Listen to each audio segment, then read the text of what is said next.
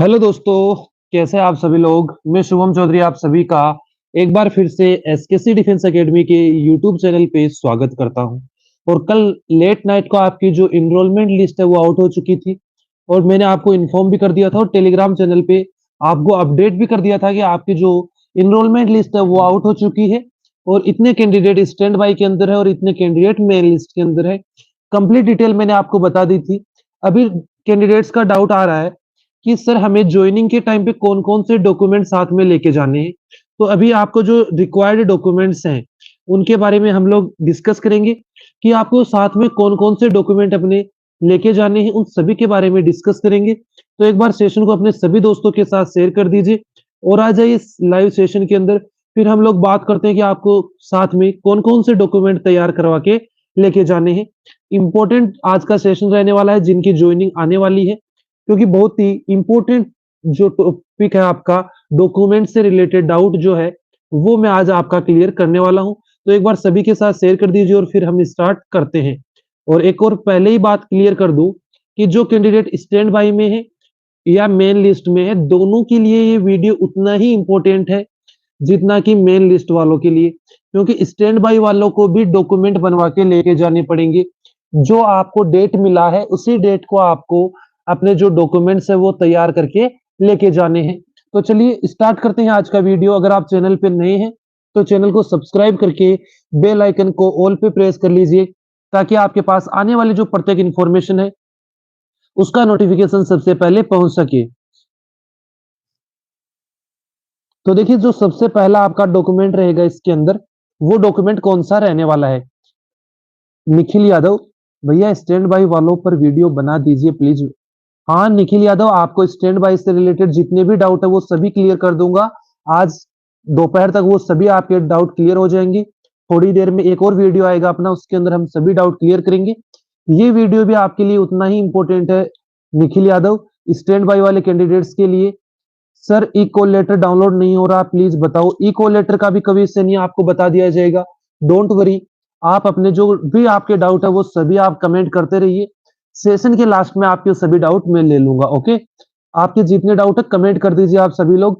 तो देखिए आपकी स्क्रीन पे है पहला आपका जो डॉक्यूमेंट है, इंपॉर्टेंट डॉक्यूमेंट जो आपको अपने साथ में कैरी करना है। तो आपका जो पहला डॉक्यूमेंट है वो है original passing certificate of matriculation और equivalent. Additionally original passing certificate and original mark sheet of intermediate or equivalent diploma vocational course as applicable along with 3 unattested photocopies of each। तो कहने का मतलब क्या है कि आपको आपकी 10th की मार्कशीट साथ में लेके जानी है। क्या साथ में लेके जानी है? 10th की मार्कशीट। क्या लेके जानी है? 10th की मार्कशीट और उसकी 3 फोटोकॉपी जो है वो आप अपने साथ में कैरी करें।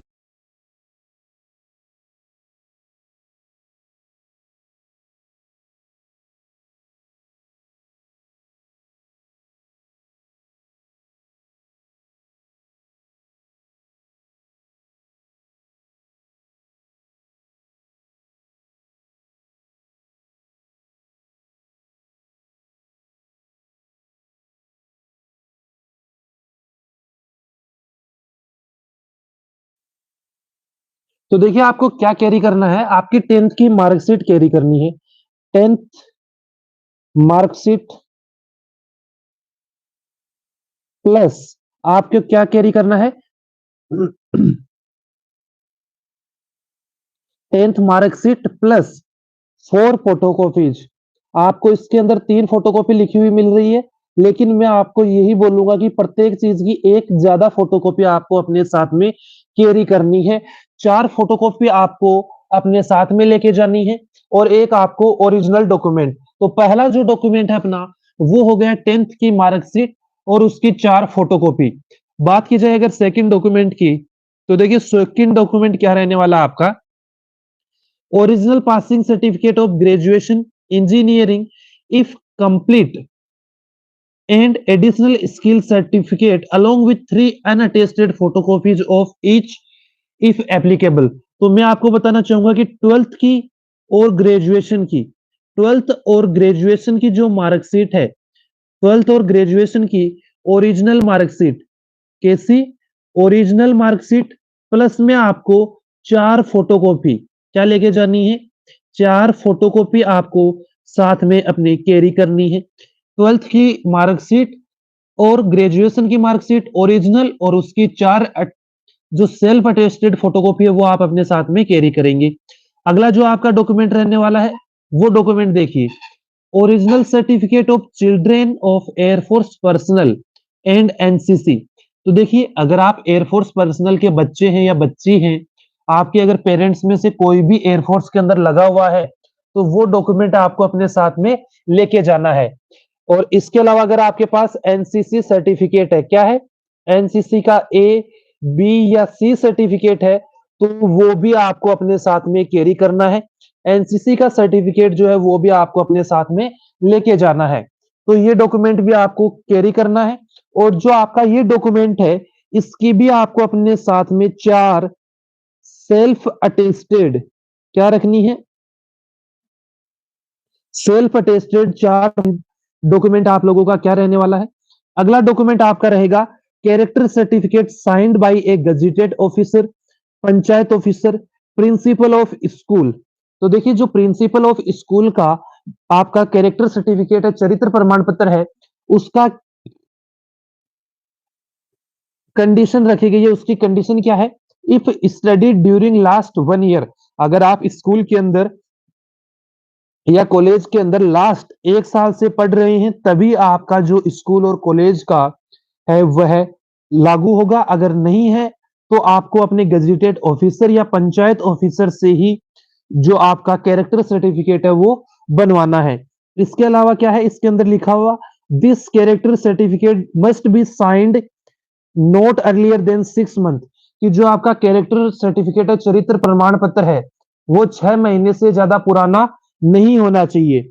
And shall bear the official seal of this the issuing officer, और जिस ऑफिसर से आप ये बनवा रहे हैं, या तो आप गजेटेड ऑफिसर से बनवा रहे हैं या पंचायत ऑफिसर से जिससे बनवा रहे हैं, उसकी जो मोहर होती है, सील होती है, वो भी उसके ऊपर होनी चाहिए।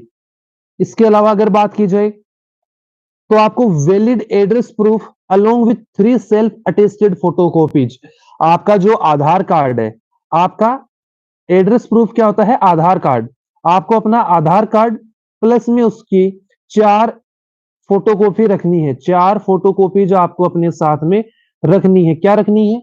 आधार कार्ड और 4 फोटोकॉपी आपको अपने साथ में रखनी है। बात की जाए अगर अगले डॉक्यूमेंट की, तो अगला डॉक्यूमेंट आपका है 25 unattested copies of recent color passport size photograph, front facing photographs not more than 3 months old, taken without cape in white background।